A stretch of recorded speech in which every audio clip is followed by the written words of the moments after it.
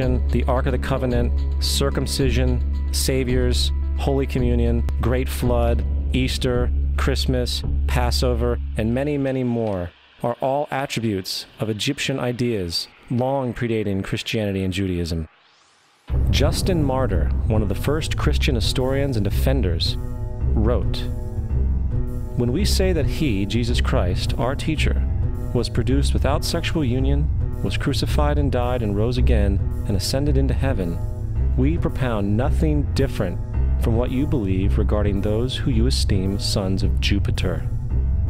In a different writing, Justin Martyr said, "He was born of a virgin, except this in common with what you believe of Perseus." It's obvious that Justin and other early Christians knew how similar Christianity was to the pagan religions. However, Justin had a solution. As far as he was concerned, the devil did it. The devil had the foresight to come before Christ and create his characteristics in the pagan world. Fundamentalist Christianity, fascinating. These people actually believe the world is 12,000 years old. Swear to God. I actually asked one of these guys, okay, dinosaur fossils. He says, dinosaur fossils? God put those here to test our faith.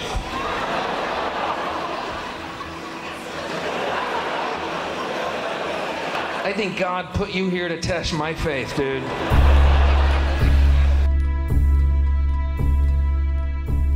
The Bible is nothing more than an astrotheological literary hybrid, just like nearly all religious myths before it.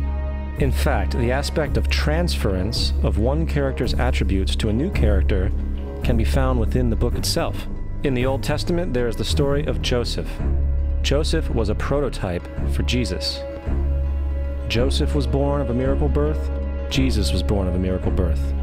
Joseph was of 12 brothers. Jesus had 12 disciples. Joseph was sold for 20 pieces of silver. Jesus was sold for 30 pieces of silver. Brother Judah suggests the sale of Joseph.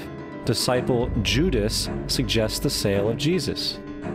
Joseph began his work at the age of 30. Jesus began his work at the age of 30. The parallels go on and on. Furthermore, is there any non-biblical historical evidence of any person living with the name Jesus, the son of Mary, who traveled about with 12 followers, healing people and the like? There are numerous historians who lived in and around the Mediterranean, either during or soon after the assumed life of Jesus. How many of these historians document this figure? Not one. However, to be fair, that doesn't mean defenders of the historical Jesus haven't claimed the contrary. 4 historians are typically referenced to justify Jesus' existence. Pliny the Younger, Suetonius, and Tacitus are the first 3. Each one of their entries consists of only a few sentences at best, and only referred to Christus or the Christ, which in fact is not a name but a title. It means the Anointed One. The 4th source is Josephus, and this source has been proven to be a forgery for hundreds of years. Sadly, it is still cited as truth. You would think that a guy who rose from the dead and ascended into heaven for all eyes to see and performed the wealth of miracles acclaimed to him would have made it into the historical record. It didn't, because once the evidence is weighed, there are very high odds that the figure known as Jesus did not even exist.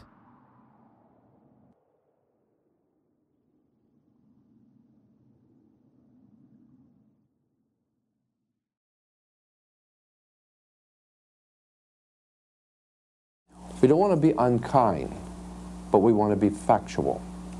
We don't want to cause hurt feelings, but we want to be academically correct in what we understand and know to be true. Christianity just is not based on truth. We find that Christianity was in fact nothing more than a Roman story, developed politically. The reality is, Jesus was the solar deity of the Gnostic Christian sect, and like all other pagan gods, he was a mythical figure. It was the political establishment that sought to historize the Jesus figure for social control.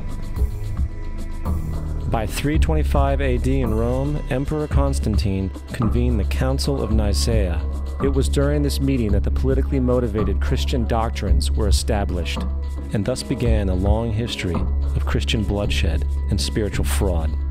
And for the next 1600 years, the Vatican maintained a political stranglehold on all of Europe, leading to such joyous periods as the Dark Ages, along with enlightening events such as the Crusades and the Inquisition.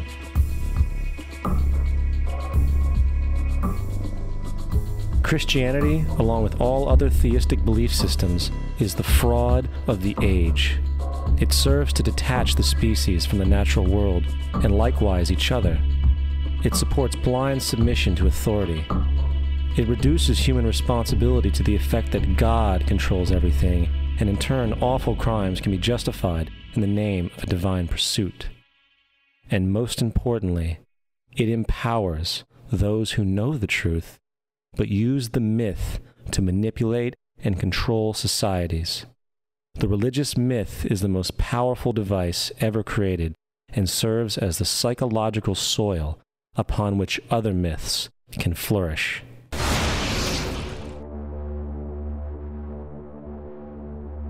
A myth is an idea that, while widely believed, is false. In a deeper sense, in the religious sense, a myth serves as an orienting and mobilizing story for a people. The focus is not on the story's relation to reality, but on its function. A story cannot function unless it is believed to be true in the community or the nation. It is not a matter of debate.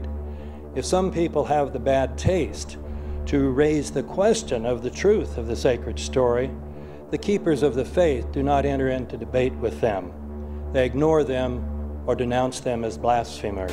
It is wrong, blasphemous, and sinful for you to suggest, imply, or help other people come to the conclusion that the U.S. government killed 3,000 of its own citizens.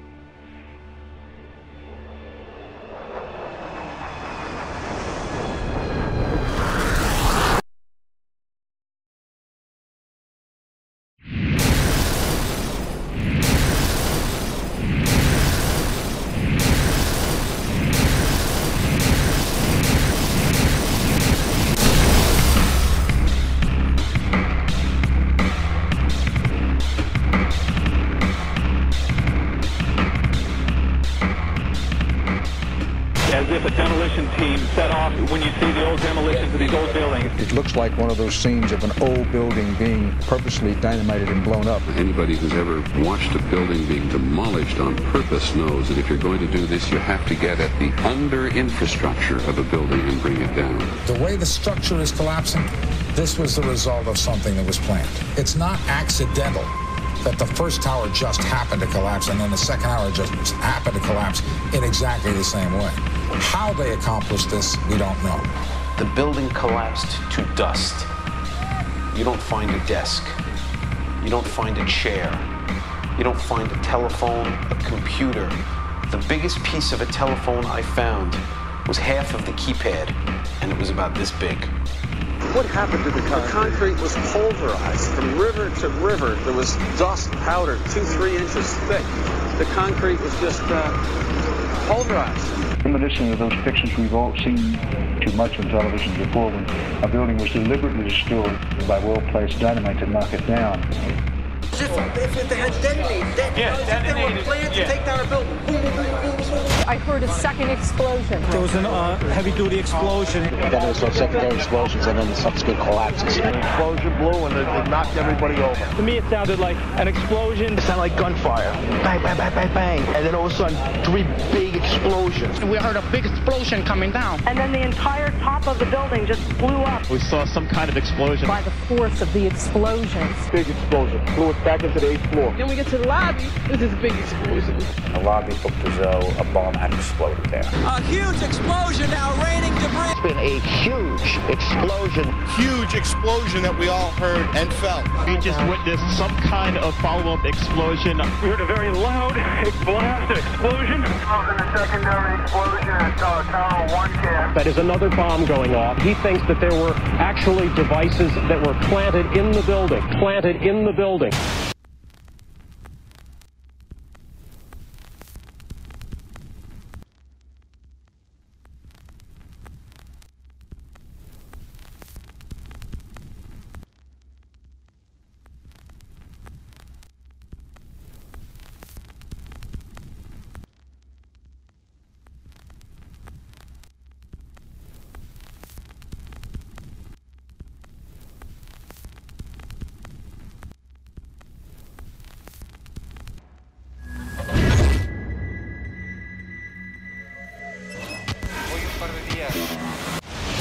I don't think anybody could have predicted that they would try to use an airplane as a missile, a hijacked airplane as a missile. Nobody in our government, at least, and I don't think the prior government that could envision flying airplanes into buildings. No specific threat involving really a domestic operation or involving what happened, obviously, the city's airliner and so forth. There were no warning signs that I'm aware of. USA Today reports that in the 2 years before the attacks on September the 11th, NORAD conducted exercises using hijacked airliners as weapons.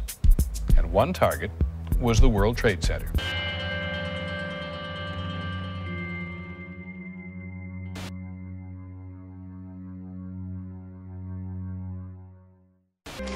In confidential documents from the Philippines obtained by CNN, the plan was clear.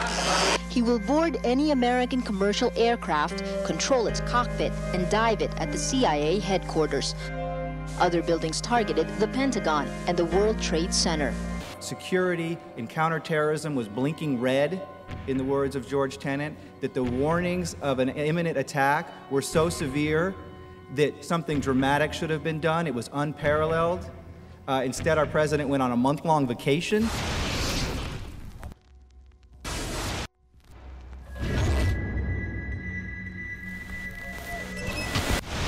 The head of Pakistani intelligence at the ISI, Mahmoud Ahmed, requested Omar Sheikh to wire $100,000 to Mohammed Atta, who was the lead hijacker.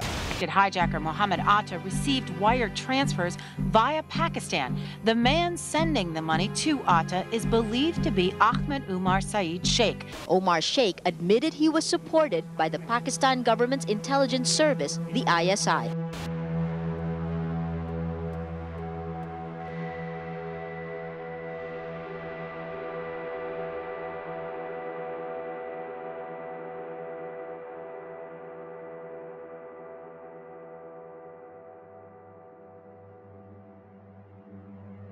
Although we are told that 4 or 5 of the alleged hijackers were on each of the flights. If so, their names should have been on the flight manifests.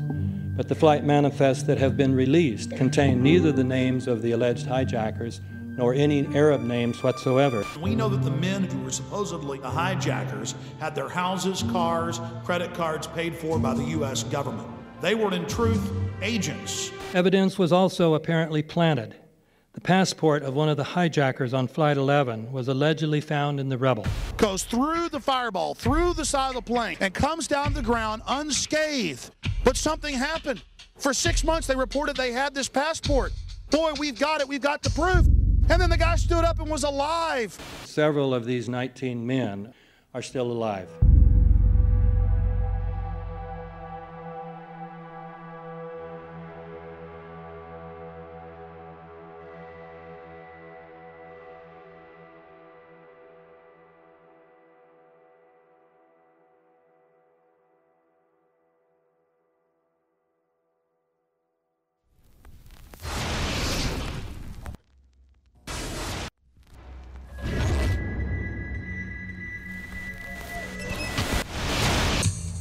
Of course we're after Saddam Hussein, bin Laden. He's January 2001, the Bush administration orders the FBI and intelligence agencies to back off investigations involving the bin Laden family, including 2 of Osama bin Laden's relatives, who were living, guess where, in Falls Church, Virginia, right next to CIA headquarters.